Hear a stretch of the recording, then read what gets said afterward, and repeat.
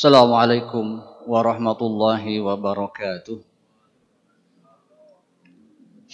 Alhamdulillah wassalatu wassalamu ala Rasulillah wa ala alihi wa sahbihi wa man walah.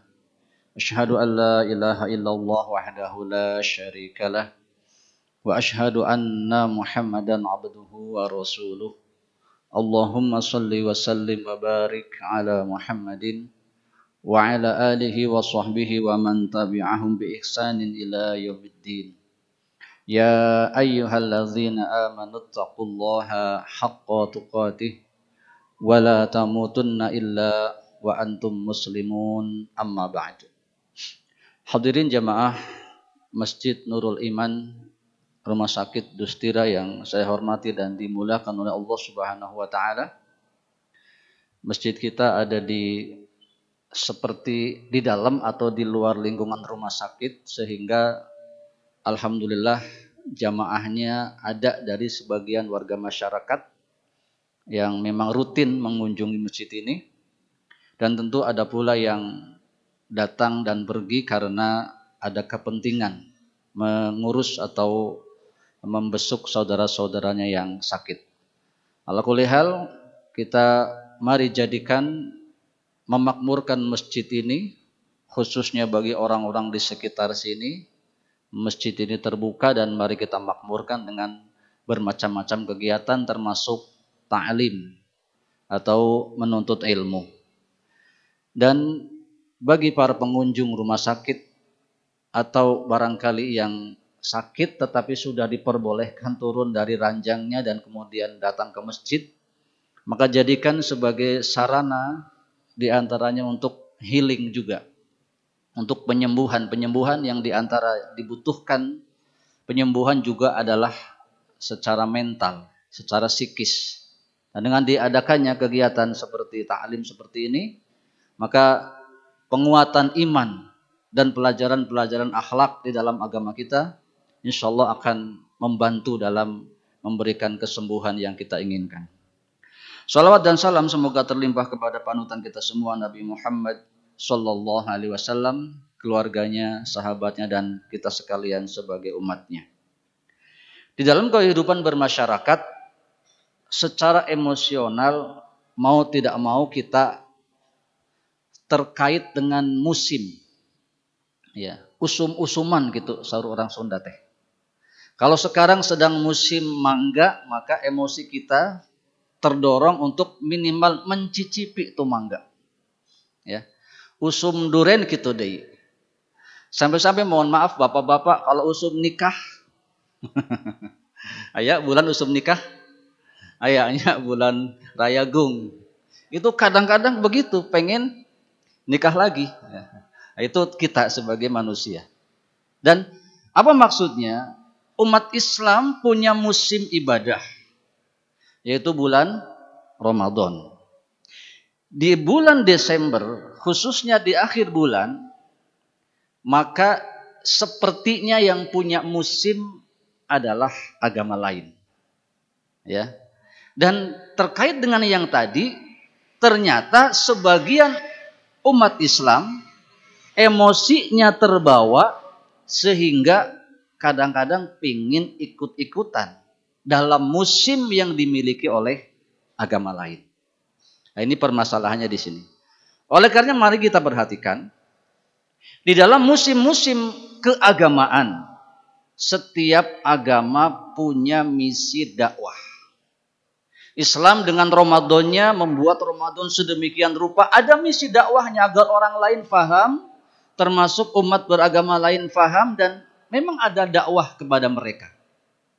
Semoga sebagian, karena kita meyakini agama kita yang paling benar, ya di antara mereka ada yang menjadi Islam. Atau bahkan keluarganya sendiri yang masih non-muslim menjadi Islam. Ada misi dakwah. Demikian pula yang wajib kita fahami, dalam musim yang dimiliki oleh agama lain, dalam memperingati hari hari besarnya, ya, hari keagamaannya, itu punya misi-misi tertentu. Nah, oleh karenanya ketika kita memahaminya, nanti kita mengambil jarak atau akan bisa mengambil jarak seperti apa yang diizinkan dan yang tidak boleh diizinkan. Nabi SAW dalam satu kasus, ya, orang-orang kafir, dalam hal ini musyrikin Quraisy, yang didakwahi oleh Nabi Muhammad sebagian terima, sebagian tidak. Yang tidak menerima melawan, melakukan intimidasi, melakukan penekanan-penekanan, sampai membunuh dan seterusnya. Tapi pada satu titik mereka sadar nggak ada gunanya membunuh orang Islam. Mereka nggak takut dibunuh. Ya, mati satu tumbuh 1000, begitu kata orang. Ya, demikian.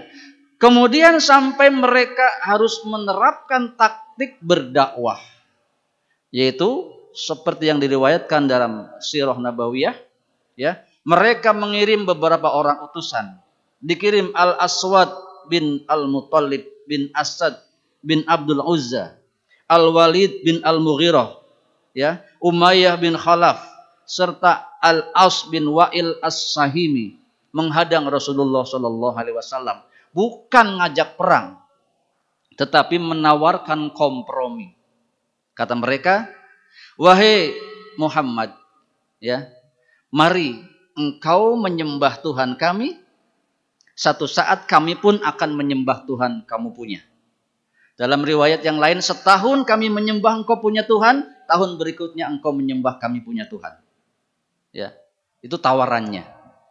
Dan saat itulah untuk menjawabnya diturunkan surah Al-Kafirun.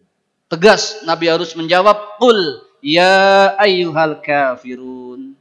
Wahai Muhammad, wahai Nabi SAW, katakan kepada orang-orang kafir. Ya. Sampai di sini kita boleh leluasa menyebut kalimat kafir di masjid, di tempat kita sendiri. Ya. Di luar dibatasi. Karena sebagian non-muslim tidak suka dengan penyebutan kalimat tersebut. Ini untuk menjaga kerukunan antar umat beragama. Tetapi perlu juga difahami bahwa kalimat kafir itu bahasa Arab saja, biasa saja. Tidak ada kasar-kasarnya. Jadi bahasa lemes. Jadi perlu disampaikan kepada saudara kita yang non-muslim bahwa kalimat kafir itu lemes, tidak kasar. Sampai-sampai pengucapannya dalam Al-Quran sama dengan yang lain. Kalau kita baca Yasin, bagus kan? Ini juga sama. Ya qul ya ayyuhal kafirun. Jadi kudu merdu, menandakan ini bukan kalimat umpatan. Nah, ini supaya difahami oleh semuanya, sehingga penyebutan kalimat kafir tidak menyakiti hati siapapun. Katakan kepada orang-orang kafir, maksudnya orang-orang yang belum mau masuk Islam. Ya. Apa? La a'budu ma ta'budun. Aku tidak akan menyembah apa yang kamu sembah. Jadi apapun tawarannya, meskipun engkau akan mau menyembah Tuhan kami satu saat nanti, dalam urusan agama saya tidak bisa untuk adanya kompromi seperti itu. Ya. Dan seterusnya yang dapat kita ambil maknanya, pengulangan-pengulangan dalam kalimat-kalimat dalam ayat tersebut yang menunjukkan bahwa sekali-kali dan sampai kapanpun selama Anda muslim, selama kita muslim, tidak boleh untuk ikut campur dalam peribadatan agama lain. Sedikit atau banyak. Ya. Kalimat-kalimat itu menandakan pengingkaran yang kuat. Ya. Bahasa Sundana tepati-pati. Ya. Sedikit pun ya, tidak akan ikut-ikutan. Baik, hadirin yang saya hormati dan dimulakan oleh Allah Subhanahu wa taala. Terkait masalah musim tadi, kita paham bahwa pola dakwah mereka, orang-orang non-muslim, di sebagian daerah terang-terangan. Dengan memberi bantuan, dengan mengajak. Betul-betul, engkau kuberi ini, syaratnya begini. Ya. Dari pemberian yang kecil sampai pemberian yang besar. Tetapi tidak terbuka di seluruh tempat. Di tempat-tempat orang terbelajar, orang-orang di kota seperti di Bandung ini, Nggak ada yang berani berdakwah seperti itu. Tetapi dakwah tetap jalan. Yakni dengan propaganda bagaimana umat Islam sebanyak-banyaknya untuk minimal ikut-ikutan saja dulu kepada kegiatan yang mereka lakukan, khususnya dalam urusan-urusan peringatan hari besar agama mereka. Maka ini harus dipahami, semestinya umat Islam paham dan mulai memperhitungkan bab-bab mana saja yang secara syariat sudah diatur oleh Allah dan Rasul-Nya. Hadirin yang saya hormati dan dimuliakan oleh Allah Subhanahu wa taala, di dalam bab ini kermah itu naon? Bahasa Sunda kadang-kadang sulit diindonesiakan. Ya. Memang musim ini bergerak sesuai dengan alamiahnya, ditambahkan dengan kecenderungan manusia, ditambah dengan godaan setan, memang sukanya ikut-ikutan. Mana yang banyak itu yang diikuti. Ini letak bahayanya di sini. Kata Nabi SAW, la tattabi'unna sananal ladzina min qablikum shibran bi shibrin wa dira'an bi dira'in hatta law dakhalu fi juhri dhub lattaba'tumuhum. Ya.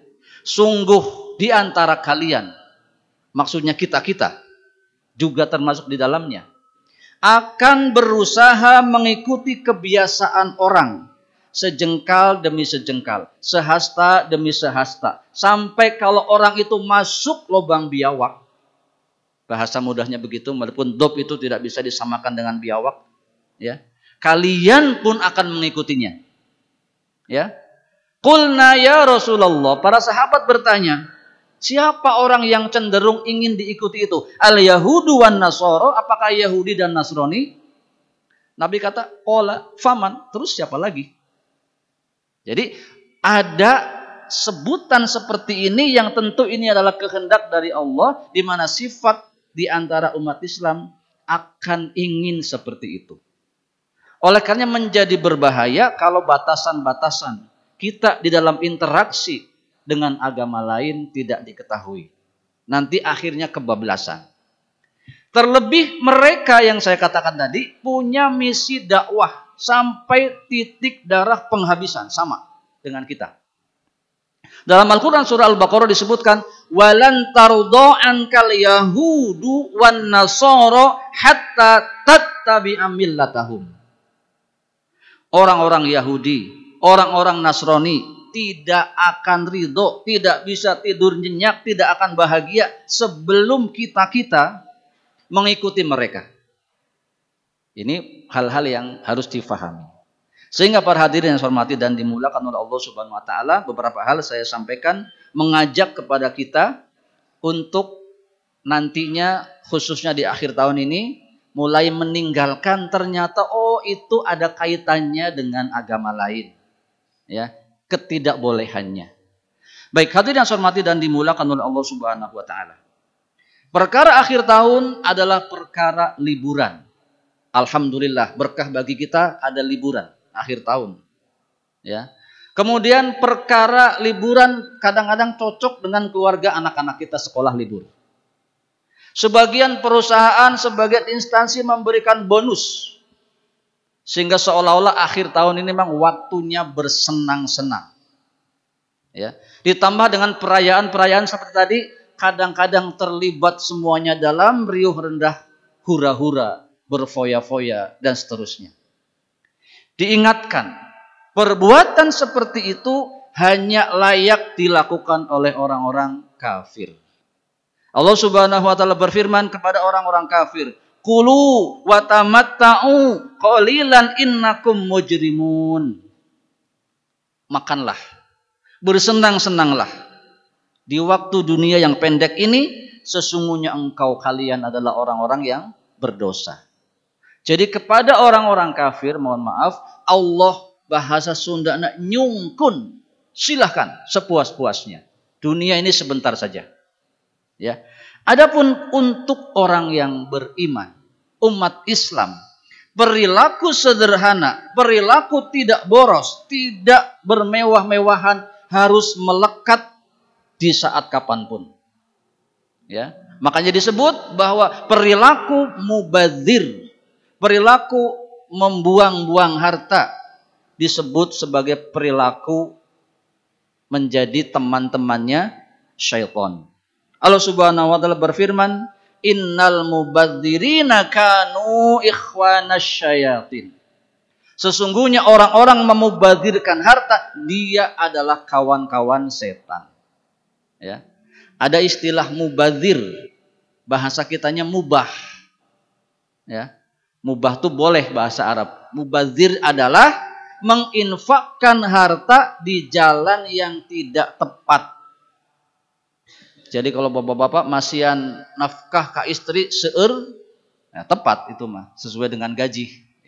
Maksudnya membuang harta, menginfakkan harta, membelanjakan harta untuk sesuatu yang tidak tepat. Itu namanya mubazir. Jadi umumnya orang di akhir tahun, baik muslim maupun non-muslim, biasanya ada acara bakar petasan, bakar kembang api, dan seterusnya dan seterusnya. Ya. Silakan diperhatikan saja apakah ini pas atau tidak. Kalau tidak pas berarti mubazir dan seterusnya. Maka ini perkara yang harus dihindarkan. Terkait itu meskipun sepertinya ini sudah menjadi perkara yang biasa. Jadi yang pertama, jangan lakukan tabdzir, ya, usaha untuk menyia-nyiakan harta karena termasuk bagian yang dilarang. Sebetulnya alasannya apapun. Tapi yang tadi kembali ini memang musimnya kayak gitu. Jadi hati-hati, kalaupun musim hura-hura, musim foya-foya, ingat muslim tidak boleh seperti itu. Innal mubadzirina kanu ikhwanas syayatin. Orang-orang yang memubadzirkan harta adalah kawan-kawannya syaitan. Baik. Kemudian kalaupun kemudian kita merasa sepi sendiri, orang lain jalan-jalan, orang lain menikmati malam tahun baru dengan pergantian, di sana sini dengan pesta-pesta dan seterusnya. Memang itulah yang kemudian pernah dicegah oleh Rasulullah SAW. Orang-orang jahiliyah sebelum Islam datang sama punya hari raya. Satu saat di Madinah ada orang-orang Islam yang teringat masa lalunya, kemudian berhari raya dengan hari rayanya yang dulu. Maka datang Nabi SAW, kana lakum yaumani tal'abuna fihima, wa qad abdalakumullahu bihima, khairan minhuma, yaumal fitr wa yaumal adha. Ya, kata Nabi, sesungguhnya hari kalian bersenang-senang, hari raya kalian itu sudah diganti dengan 2 hari raya yang lebih baik, yaitu hari fitr, Idul Fitri, dan Idul Adha. Jadi kembali, ya sudah tenau-naun, ayo nama orang mah tidak bersenang-senang karena bukan waktunya. Kapan waktunya? Tunggu nanti Idul Fitri, Idul Adha. Baik hadirin yang hormati dan dimuliakan oleh Allah Subhanahu wa taala. Jadi yang kedua, larangan secara khusus mengikuti kegiatan berhari raya. Tentu di dalamnya ada yang sangat minimal yang suka diributkan, yaitu boleh tidak mengucapkan sekedar selamat anu. Ya. Pembahasannya seperti itu. Yang saya beritahukan, ucapkan jangan diucapkan. Yang pertama, kalau nggak ada yang nuntut nggak perlu. Kawan kita Nasrani pun satu pun nggak punya. Nggak usah dibahas karena kita nggak usah ngomong apa-apa. Ya. Yang perlu diketahui, mereka ternyata tidak pernah berharap kita mengucapkan seperti itu. Ya, mereka tidak pernah berharap. Ya, dalam YouTube ada Ustadz Felix Xiao namanya. Beliau dulu bukan Islam. Setelah masuk Islam, beliau heran kenapa ada pembahasan seperti itu. Boleh tidak boleh mengucapkan Natal misalkan. Kita nggak pernah harapkan itu.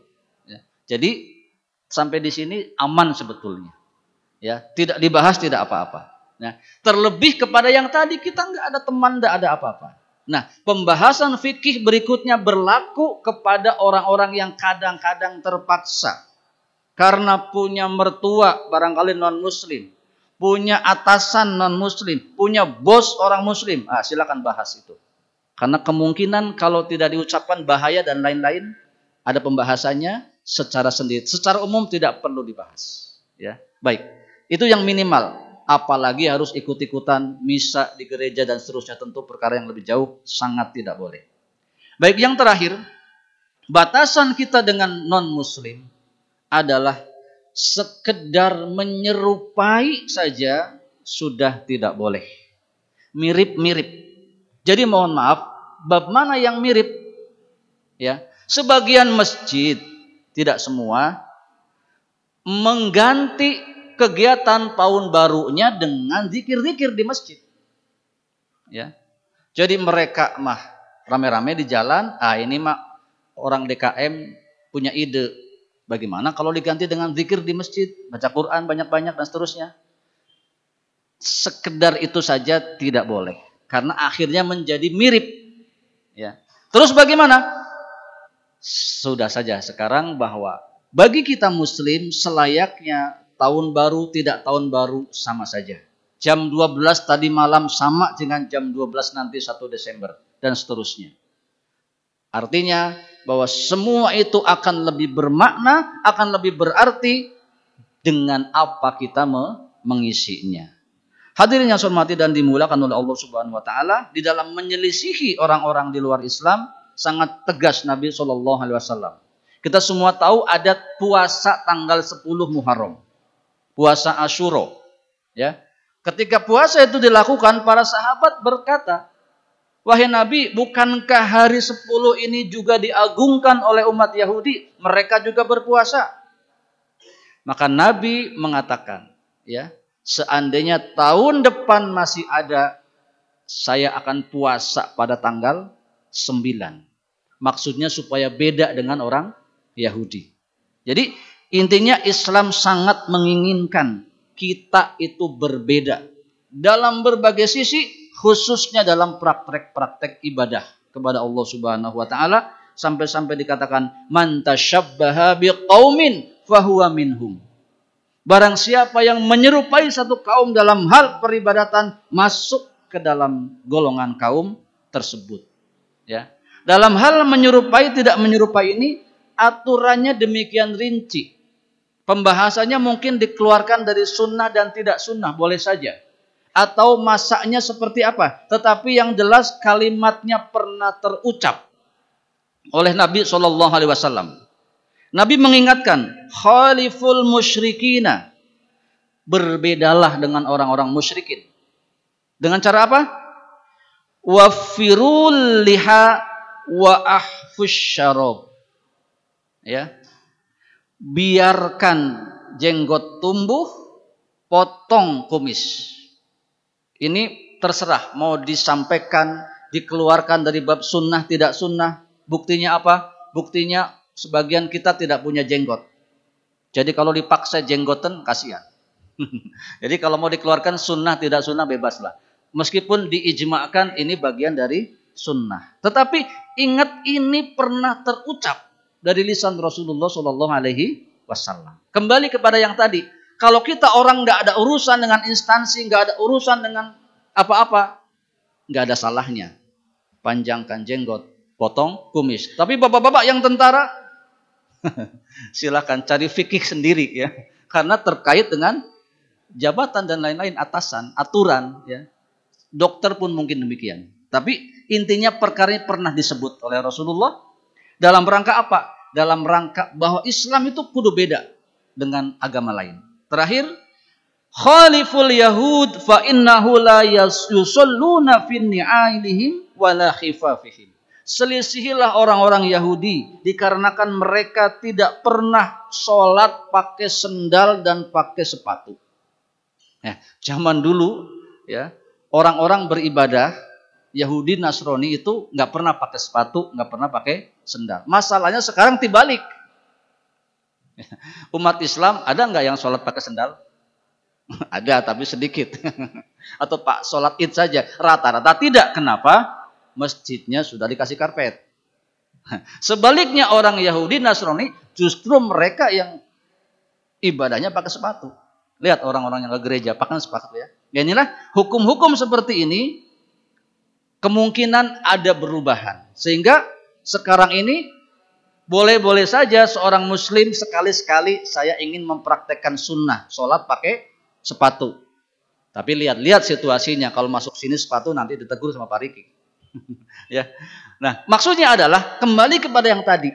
Nabi kita SAW sangat ingin kita itu beda dengan kaum beragama lain dalam berbagai sisi.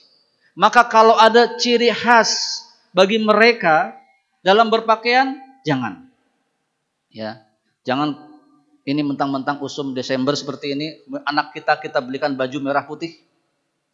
Bukan baju merah putih sekolah dasar yang ada kupluknya.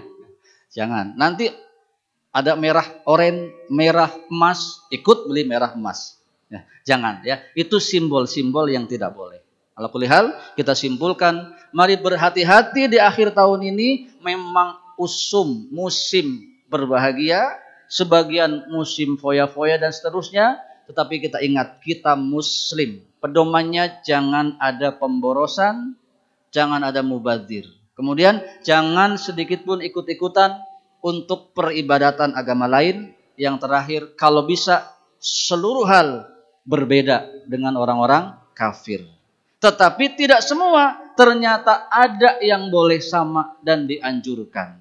Sebagian sarana dakwah tidak apa-apa, sama dengan mereka. Ya, saya promosi saja. Pak Riki membuat YouTube Masjid Nurul Iman. Kalau saya lihat yang nonton baru sedikit. Maka dalam perkara ini, setelah ini nanti dicek YouTube Masjid Nurul Iman. Kita harus berdakwah termasuk dengan media. Apa-apa tuh ada di YouTube. Yang jelek-jelek aja ada. Ya, jangan-jangan kita hanya like yang jelek-jelek. Ya, ini dakwah masjid kita. Kita dukung. Ya, minimal setelah ini penonton 100 lah ya. 100 itu sekedik teing untuk jadi YouTubers ya. Dan itu semua insya Allah. Kalau YouTube berkembang, masjid dapat pemasukan, ya. Mudah-mudahan pengurus masjid ada tambahan insentifnya ya banyak. Seperti itu. Sehingga tidak dibebankan kepada kenceleng jamaah, ya. Kenceleng jamaah untuk pembangunan. Nah, ini nanti ada dari YouTube insentif Pariki dan kawan-kawan. Jadi ini dakwah yang tidak apa-apa. Jangan kata Ustadz bilang nggak boleh sama dengan orang kafir, ceramah pakai mic, ceramah pakai laptop dan lain-lain. Ini urusan duniawi. Sepanjang bermanfaat, gunakan. Baik, akhirnya semoga kita semua dimudahkan oleh Allah Subhanahu Wa Taala untuk tidak berperilaku sebagaimana orang kafir dan dijadikan Muslim yang sejati dan kita berdakwah dengan cara kita. Ya, seperti biasa kalau YouTube kan like, comment, share. Ya, silakan untuk kebaikan dakwah ya. Baik, semoga bermanfaat dan mohon maaf atas segala kekurangannya. Saya tutup subhanakallahumma wa bihamdika asyhadu an la ilaha illa anta astaghfiruka wa atubu ilaik. Assalamualaikum warahmatullahi wabarakatuh.